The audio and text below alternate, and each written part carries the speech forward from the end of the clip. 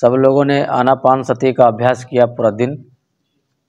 30-30 minute के हमने session किए, क्योंकि पहली बार में ज़्यादा देर तक बैठना दिक्कत हो जाता है। 1 घंटा आदमी नहीं बैठ पाता है, फिर वो पैर सीधा करने लगता है, डिस्टर्ब खुद होता है, पड़ोस को भी डिस्टर्ब करने लगता है। तो इसलिए 30-30 मिनट के हमने सेशन रखे थे। और इसका प्रैक्टिस अनिवार्य है। अगर आप नियमित अभ्यास करते हैं तभी इसका लाभ मिलेगा। आज आप करके गए, प्रैक्टिस तो जान गए, विधि जान गए क्या कैसे करना है, कि बस ध्यान से बैठना है, सांसों पर ध्यान देना है, पूरे मन को एकाग्र करके सांसों को देखना है, सांस आ रही सांस जा रही। इससे धीरे धीरे मन एकाग्र होने लगता है और बहुत सूक्ष्म होने लगता है। तो ये तो आप समझ गए, लेकिन आप प्रैक्टिस नहीं करेंगे, अभ्यास नहीं करेंगे तो फिर वैसे हो जाएगा।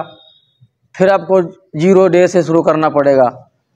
तो कुछ नहीं, 10 मिनट 5 मिनट जब भी आपको समय मिले अभ्यास जरूर करना है इसका।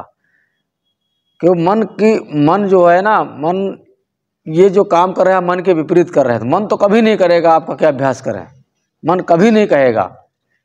मन तो उन चीज़ों को तरफ भागता है जो उसको और बढ़ाती हैं, उसको ईंधन देती हैं, उन चीज़ों को तरफ भागता है।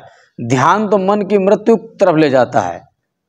जहाँ ध्यान जो है मन को मृत्यु की तरफ ले जाता है, जहाँ मन ही खत्म हो जाता है तो ध्यान के मन क्यों कर रहे हैं। जहाँ पर आपको नुकसान हो वहाँ आप नहीं जाएंगे ना। तो आप डेली प्रैक्टिस में इसको डालेंगे। जब डेली प्रैक्टिस में डालेंगे तो धीरे धीरे करके आपके बहुत चीज़ों को में बदलाव दिखेगा। आपके बोलने में, बात करने में, चलने में, बहुत चीज़ों में आपको खुद अपने अंदर बदलाव महसूस होना शुरू हो जाएगा। जैसे क्रोध है, बहुत लोगों को क्रोध बहुत आता है। अगर आप विपश्यना मेडिटेशन का अभ्यास करते हैं, ध्यान करते हैं, तो जैसे क्रोध कहाँ से उठ रहा है ये आपको चलेगा पता। आपके जो भी बचपन से आप सीखे हैं, आपके परिवार से, माहौल से जो पढ़ाया गया उससे सीखे हैं, हो सकता है वही शब्द यहाँ पर अच्छा हो कहीं बुरा हो सकता है कोई शब्द यहाँ अच्छा हो कहीं बुरा हो, कहीं अच्छा हो यहाँ बुरा हो। बहुत सारे शब्द ऐसे हैं, भाषाएं हैं। आप लद्दाख चले जाइए, नॉर्थ ईस्ट चले जाइए, सिक्किम, और आप उधर नागालैंड चले जाइए, कुछ शब्द ऐसे हैं अगर आप उधर बोल दोगे तो वो लोग बुरा मान जाएंगे। उनके शब्द हैं, तुमको बुरा लगेगा। तो शब्द ही तो हैं। अब किसी ने आपको ऐसा शब्द बोल दिया जो यहाँ के हिसाब से बुरा है, क्योंकि आपका जो बचपन से लेकर अब तक का जो सॉफ्टवेयर डाला गया, आपका बताया गया है कि ये अच्छा है, ये बुरा है, ये अच्छा है, ये बुरा है, ये शब्द बुरा है। तो दिमाग का काम है मूल्यांकन करना चीज़ों को। कि जैसे कोई चीज़ सुनी, जैसे 6 इंद्रियां हैं आपकी, नाक है, कान है, आँख है, त्वचा है, इन सबके अपने काम है, सबके अपने विषय हैं। तो जैसे कोई शब्द सुना आपने, कान ने सुना, कान का काम सुन करके आगे भेज दिया दिमाग को। दिमाग मूल्यांकन करता है। मूल्यांकन कहाँ से करता है? जो बचपन से आपके अंदर सॉफ्टवेयर पड़े हुए हैं। अब कोई शब्द आया, दिमाग को मूल्यांकन किया, उसने देखा कि नहीं ये शब्द बुरा है। जब ये शब्द बुरा है तो क्रोध के हार्मोन्स जनरेट होना शुरू हो गए। फिर आपके अंदर गुस्सा आना शुरू हो गया, बुरा शब्द है।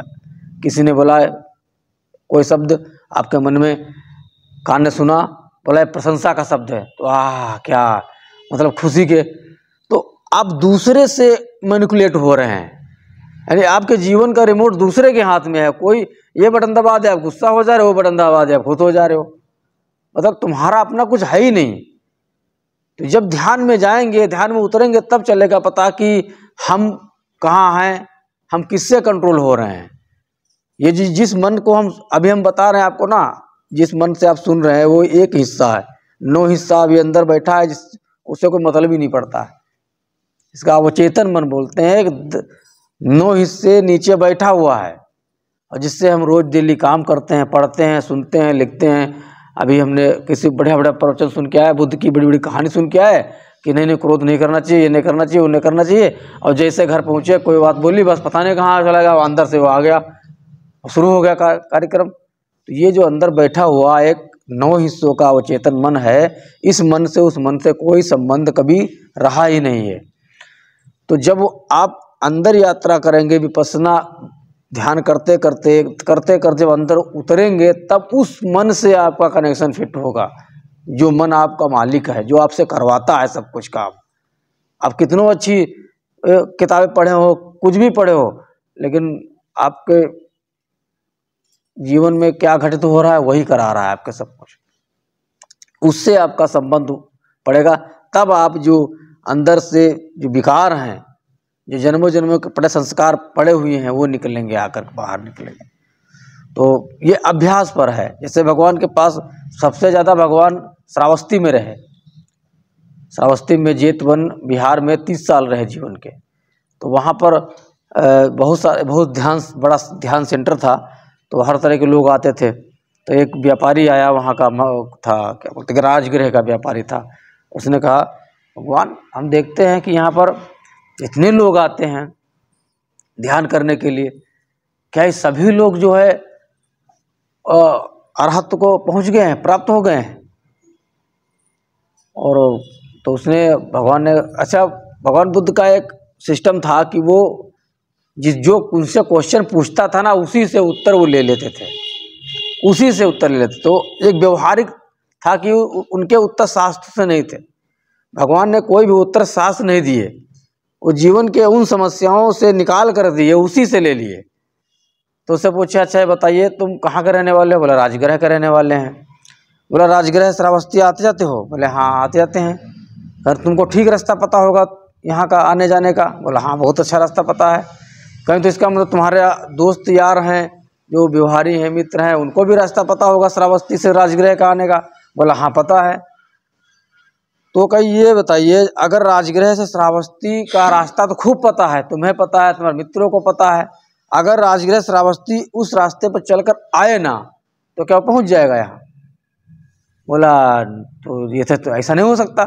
तो बोला यही विद्या है, ये सबको पता है, विपश्यना विद्या मुक्त अवस्था तक ले जाती है। सबको, तुम्हारे दोस्तों को सबको पता है कि राजगृह से श्रावस्ती आने का रास्ता उनको पता है, ठीक ठीक पता है, यहाँ से यहाँ से यहाँ से।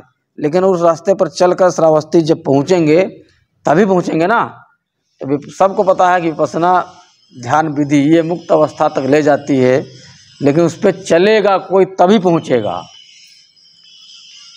इस तरह से एक बूढ़ा माई आई तो बोले कि भगवान हम तो पढ़े लिखे नहीं हैं और बूढ़ी भी हो गई, स्मृति भी कमज़ोर है, याद भी नहीं रहता है, तो हम इतना बड़ा धर्म कैसे सीखें, कैसे करें? तो भगवान ने कहा, भाई कुछ नहीं, बस 2 लाइन में पूरा धर्म समझा दिया। सब पापस अकर्णं कुशलस उपसंपदा सचित्त परियोदपनं एतं बुद्धान शासनम। किसी भी प्रकार के पाप कर्म मत करना, सब पापस अकर्णं, कुशलस उपसंपदा, कुशल कर्मों की संपदा इकट्ठा करना, सचित्त परियोदपनं, अपने चित्त को हमेशा परिशुद्ध बनाए रखना, एतं बुद्धानुशासन, यही बुद्धों का धर्म है, यही अनुशासन है, इसके बाहर का कुछ नहीं है। तो जो जैसा था उसके लिए वैसा मिला, वैसा दिया गया। अनपढ़ भी आया उसको भी दिया, धर्म की गंगा बह रही, धर्म दे रहे। तो वहाँ पर ये नहीं रहा कि कोई गरीब है, कोई अनपढ़ है, कोई पढ़ा लिखा है, कोई ब्राह्मण है, कोई भी, मतलब सबके लिए दरवाज़ा खुला था, सबका दी। तो प्रैक्टिस अभ्यास पर है। शील सदाचार फाउंडेशन है बुद्ध के धम्म के।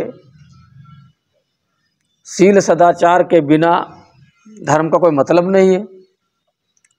गृहस्थों को 5 शील दिए, भिक्षुओं को 10 शील दिए, अब तो 27 शील हो गए उनके लिए। तो शील सदाचार का पालन करना ही बहुत बड़ी बात है अपने आप में। अगर वही पालन कर ले, समझ लो कि बुद्ध, अब कोई ज़रूरत नहीं उनकी पूजा पाठ करने की। अब ध्यान बैठे 10-15 मिनट, उसके लिए अपने लिए काम किया, शील सदाचार का पालन किया, अपने लिए किया, आप समाज में आपका मान सम्मान बढ़ेगा। तो यही धर्म है। अब हम 10 मिनट का ध्यान करेंगे, फिर मंगल मैत्री का अभ्यास करेंगे, फिर शिविर का समापन करेंगे। और जो हमारे पारमिताएं हैं, उन पारमिताओं पर भी आप लोग काम करेंगे, उसको भी, उनको भी प्रगति करने में आप आगे बढ़ाएंगे। तो सीधे बैठ जाएंगे।